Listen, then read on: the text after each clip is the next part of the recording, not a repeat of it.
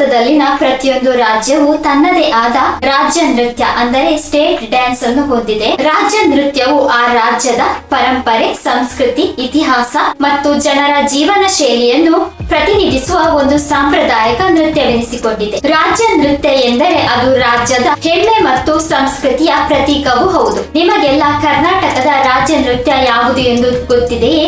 ಗೊತ್ತಿದ್ದರೆ ತಪ್ಪದೆ ಕಮೆಂಟ್ ಮಾಡಿ. ಯಕ್ಷಗಾನ, ಡೊಳ್ಳು ಕುಣಿತ, ವೀರಗಾಸೆ, ಕಂಸಾಳೆ, ಕರಗ, ಹುಲಿವೇಷ ಇವೆಲ್ಲವುಗಳು ಕರ್ನಾಟಕದ ಪ್ರಮುಖ ನೃತ್ಯ ಕಲೆಗಳಾಗಿವೆ. ಇವುಗಳಲ್ಲಿ ರಾಜ್ಯ ನೃತ್ಯವೆನಿಸಿಕೊಂಡಿರುವುದು ಯಕ್ಷಗಾನ. ಉದಾಹರಣೆಗೆ ಹೇಳಬೇಕೆಂದರೆ ಭಾರತದಲ್ಲಿನ ಇತರ ರಾಜ್ಯಗಳಲ್ಲಿ ತಮಿಳುನಾಡಿನಲ್ಲಿ ಭರತನಾಟ್ಯಂ, ಕೇರಳ ಕಥಕ್ಕಳಿ, ಆಂಧ್ರ ಪ್ರದೇಶ ಕುಚಿಪುಡಿ, ತೆಲಂಗಾಣ ಪೆರಿನಿ, ಒಡಿಶಾ ಒಡಿಸಿ, ಪಂಜಾಬ್ ಭಾಂಗ್ರಾ, ಗುಜರಾತ್ ಗರ್ಭಾ, ರಾಜಸ್ಥಾನ್ ಘೂಮರ್, ಅಸ್ಸಾಂ ಬಿಹು, ಮಣಿಪುರ ಮಣಿಪುರಿ, ಮಹಾರಾಷ್ಟ್ರ ಲಾವಣಿ, ಪಶ್ಚಿಮ ಬಂಗಾಳ ಛೌ, ಮಿಜೋರಾಂ ಚೆರೆವ್ ಬ್ಯಾಂಬೂ ಡ್ಯಾನ್ಸ್, ಉತ್ತರಾಖಂಡ ಚೋಲಿಯಾ, ಹರಿಯಾಣ ಘೂಮರ್, ಮಧ್ಯಪ್ರದೇಶ ಮಡ್ಕಿ, ಛತ್ತೀಸ್ಗಢ ಪಂತಿ. ಈ ರೀತಿಯಲ್ಲಿ ಭಾರತದಲ್ಲಿನ ಪ್ರತಿಯೊಂದು ರಾಜ್ಯವು ತನ್ನದೇ ಆದ ರಾಜ್ಯ ನೃತ್ಯವನ್ನು ಹೊಂದಿದೆ. ಅದರಂತೆ ಕರ್ನಾಟಕದ ರಾಜ್ಯ ನೃತ್ಯವೆನಿಸಿಕೊಂಡಿರುವುದು ಯಕ್ಷಗಾನ.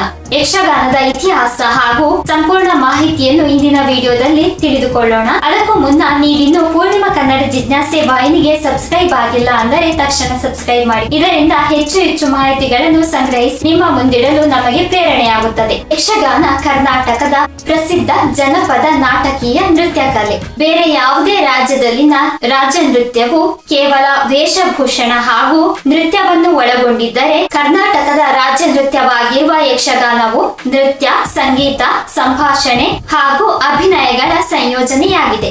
ಯಕ್ಷಗಾನವು ಸುಮಾರು 500 ವರ್ಷಗಳಿಗಿಂತ ಹಳೆಯ ಪರಂಪರೆಯನ್ನು ಹೊಂದಿದೆ. ಪ್ರಮುಖವಾಗಿ ಕರ್ನಾಟಕದ ಕರಾವಳಿ ಭಾಗದಲ್ಲಿ ಪ್ರದರ್ಶಿಸಲ್ಪಡುವ ಯಕ್ಷಗಾನವು ಕರಾವಳಿಯಲ್ಲಿಯೇ ಹುಟ್ಟಿಕೊಂಡಿದೆ. ಕರ್ನಾಟಕದ ಕರಾವಳಿ ಭಾಗಗಳಾಗಿರುವ ಉಡುಪಿ, ದಕ್ಷಿಣ ಕನ್ನಡ ಹಾಗೂ ಉತ್ತರ ಕನ್ನಡ ಜಿಲ್ಲೆಯಲ್ಲಿ ಯಕ್ಷಗಾನಕ್ಕೆ ವಿಶೇಷ ಪ್ರಾಶಸ್ತ್ಯವಿದೆ. ಇನ್ನು ಯಕ್ಷಗಾನದಲ್ಲಿ ಇರುವ ಪ್ರಮುಖ ಅಂಶಗಳು: ಒಂದು, ವೇಷಭೂಷಣ. ಕಲಾವಿದರ ವೇಷಭೂಷಣವೇ ಸೂಚಿಸುತ್ತದೆ ಅವರ ಪಾತ್ರದ ಬಗ್ಗೆ. ಯಕ್ಷಗಾನದ ಪಾತ್ರಗಳಲ್ಲಿ ಸುರರು, ಅಸುರರು ಹಾಗೂ ದೇವತೆಗಳ ಪಾತ್ರ ಯಾವುದೆಂದು ವೇಷಭೂಷಣವನ್ನು ನೋಡಿದ ಕೂಡಲೇ ನಮಗೆ ತಿಳಿಯುತ್ತದೆ. ವೇಷಭೂಷಣ ನೋಡಲಿಕ್ಕೇನೋ ಸುಂದರವಾಗಿಯೇ ಕಾಣಿಸುತ್ತದೆ, ಆದರೆ ಆ ವೇಷಭೂಷಣವನ್ನು ಧರಿಸಿ ವೇದಿಕೆಯ ಮೇಲೆ ನೃತ್ಯವನ್ನು ಮಾಡಿ ಆ ಪಾತ್ರವನ್ನು ನಿರ್ವಹಣೆ ಮಾಡಬೇಕೆಂದರೆ ಅದು ಸುಲಭದ ಮಾತಲ್ಲ. ಏಕೆಂದರೆ ಒಂದೊಂದು ಪಾತ್ರಧಾರಿಯ ವೇಷಭೂಷಣವೇ ಸುಮಾರು 20 ರಿಂದ 30 ಕೆಜಿಯಷ್ಟು ತೂಕವಿರುತ್ತದೆ.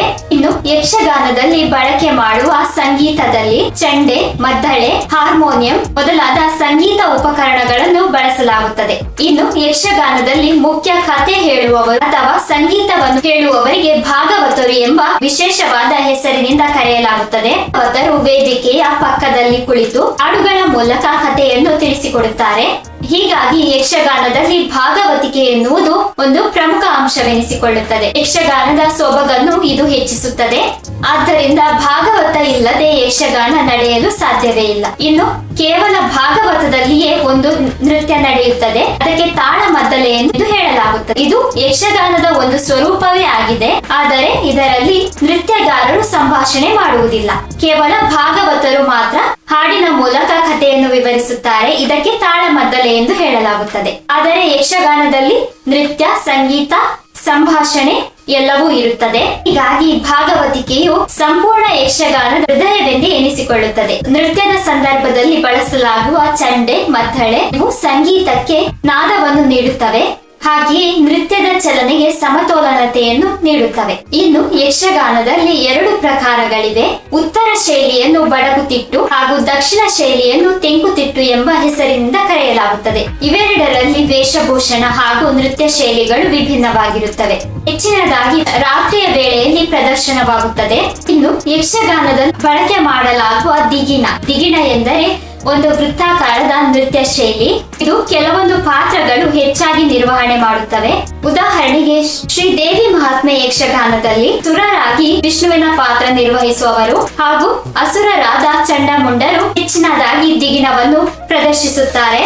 ಹೀಗೆ ದಿಗಿಣವು ಒಂದು ಯಕ್ಷಗಾನದ ಸೌಂದರ್ಯವನ್ನು ಹೆಚ್ಚಿಸುತ್ತದೆ. ಯಕ್ಷಗಾನದಲ್ಲಿ ಗಂಭೀರ ಕಥೆಗಳ ನಡುವೆ ಹಾಸ್ಯವನ್ನು ನೀಡಲು ಹಾಸ್ಯಗಾರರು ಪ್ರಮುಖ ಪಾತ್ರ ವಹಿಸುತ್ತಾರೆ. ಇದನ್ನು ಕಟೀಲಿನ ಆರಾಟದಲ್ಲಿ ಹೆಚ್ಚಾಗಿ ಕಾಣಬಹುದು. ಸ್ನೇಹಿತರೆ, ಕಟೀಲಿನ ಯಕ್ಷಗಾನ ಆರಾಟ ಎಂದರೆ ಏನು ಎಂಬುದನ್ನು ಒಂದು ಪ್ರತ್ಯೇಕ ವಿಡಿಯೋ ಮಾಡಿದ್ದೇನೆ. ಅದರ ಲಿಂಕ್ ಐ ಕಾರ್ಡ್ ನಲ್ಲಿ ನೀಡಿದ್ದೇನೆ. ಯಕ್ಷಗಾನವು ಸುಮಾರು 15-16ನೇ ಶತಮಾನದಲ್ಲಿಯೇ ರೂಪುಗೊಂಡಿತ್ತು. ಆ ನಂತರ ಕರಾವಳಿ ಪ್ರದೇಶದಲ್ಲಿ ಇದು ಬೆಳೆದುಕೊಂಡು ಬಂದಿತ್ತು. ದೇವರ ಕಥೆಗಳನ್ನು ಭಕ್ತರಿಗೆ ವಿವರಿಸಲು ಹುಟ್ಟಿಕೊಂಡ ಈ ಕಲೆ ಕರಾವಳಿಯ ಗಂಡು ಕಲೆ ಎಂದೇ ಕರೆಯಿಸಿಕೊಂಡಿದೆ.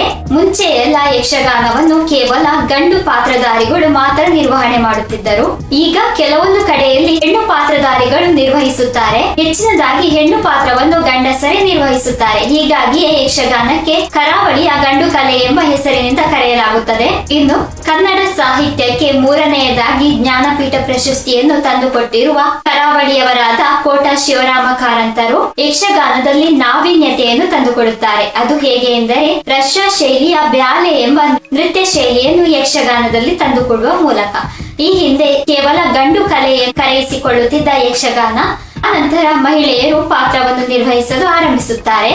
ಕಾರಂತರು ಯಕ್ಷಗಾನವನ್ನು ಜಾಗತಿಕ ಮಟ್ಟದಲ್ಲಿ ಖ್ಯಾತಿಗೊಳಿಸುತ್ತಾರೆ. ಯಕ್ಷಗಾನದ ವೇದಿಕೆಯನ್ನು ರಂಗಸ್ಥಳ ಎಂಬ ಹೆಸರಿನಿಂದ ಕರೆಯಲಾಗುತ್ತದೆ. ಮುಂಭಾಗದಲ್ಲಿ ಮುಮ್ಮೇಳ ಅಂದರೆ ನೃತ್ಯಗಾರರು ನೃತ್ಯವನ್ನು ಪ್ರದರ್ಶಿಸುತ್ತಾರೆ. ಅವರ ಹಿಂಭಾಗದಲ್ಲಿ ಹಿಮ್ಮೇಳವಾಗಿ ಭಾಗವತ, ತಾಳ, ಮದ್ದಲೆಗಳನ್ನು ನುಡಿಸುತ್ತಿರುತ್ತಾರೆ. ಕಥೆಗಳ ಪದ್ಯಪಾಠಗಳನ್ನು ಪ್ರಸಂಗ ಎಂಬ ಹೆಸರಿನಿಂದ ಕರೆಯಲಾಗುತ್ತದೆ. ಇನ್ನು ಯಕ್ಷಗಾನದ ತಂಡವನ್ನು ಮೇಳ ಎಂಬ ಹೆಸರಿನಿಂದ ಕರೆಯಲಾಗುತ್ತದೆ. ಹೆಚ್ಚಿನದಾಗಿ ಕರಾವಳಿ ಕರ್ನಾಟಕದಲ್ಲಿಯೇ ಪ್ರದರ್ಶಿಸಲ್ಪಡುವ ಈ ಯಕ್ಷಗಾನ ನೃತ್ಯವನ್ನು ಕರ್ನಾಟಕದ ರಾಜ್ಯ ನೃತ್ಯವೆಂದು ಪರಿಗಣಿಸಲಾಗಿದೆ. ಇನ್ನು ಯಕ್ಷಗಾನದಲ್ಲಿ ಕೆಲವು ಪಾತ್ರದ ಆಗಮನಕ್ಕಾಗಿಯೇ ಕಾಯುವುದು ಇದೆ. ಅಸುರರೇ ಆಗಲಿ ಸುರರೇ ಆಗಲಿ ಕೆಲವೊಮ್ಮೆ ದೇವತೆಗಳ ಪಾತ್ರವನ್ನು ಕಾದುಕೊಂಡು ನೋಡುತ್ತಿರುತ್ತೇವೆ. ಹಾಗೆಯೇ ಅಸುರರ ಸಂಹಾರವಾಗುವುದನ್ನು ಬಹಳ ಕುತೂಹಲದಿಂದ ನೋಡುತ್ತೇವೆ. ಹಾಗೂ ದೇವಿ ಮಹಾತ್ಮೆಯಲ್ಲಿ ಮಹಿಷಾಸುರನ ಆಗಮನವನ್ನು ಸಹ ಬಹಳ ಕುತೂಹಲದಿಂದ ನೋಡುತ್ತಿರುತ್ತೇವೆ. ಸ್ನೇಹಿತರೆ, ಇದಾಗಿತ್ತು ಕರ್ನಾಟಕದ ರಾಜ್ಯ ನೃತ್ಯವೆನಿಸಿಕೊಂಡಂತಹ ಯಕ್ಷಗಾನದ ಕುರಿತಾಗಿ. ಈ ದಿನದ ವಿಡಿಯೋದಲ್ಲಿ ನಮ್ಮ ಮಾಹಿತಿಯು ನಿಮಗೆ ಇಷ್ಟವಾಯಿತು ಎಂದು ಭಾವಿಸುತ್ತೇನೆ. ಇನ್ನೂ ಹೆಚ್ಚಿನ ಮಾಹಿತಿಗಳು ನಿಮ್ಮ ಬಳಿ ಇದ್ದರೆ ತಪ್ಪದೆ ಕಮೆಂಟ್ ಮಾಡಿ. ನಿಮ್ಮಿಂದಾಗಿ ಇತರರು ಯಕ್ಷಗಾನದ ಬಗ್ಗೆ ಹೆಚ್ಚು ತಿಳಿಯುವಂತಾಗಲಿ. ಮುಂದಿನ ವಿಡಿಯೋದಲ್ಲಿ ಮತ್ತೆ ಭೇಟಿಯಾಗೋಣ. ಅಲ್ಲಿಯವರೆಗೂ ನಮಸ್ಕಾರ.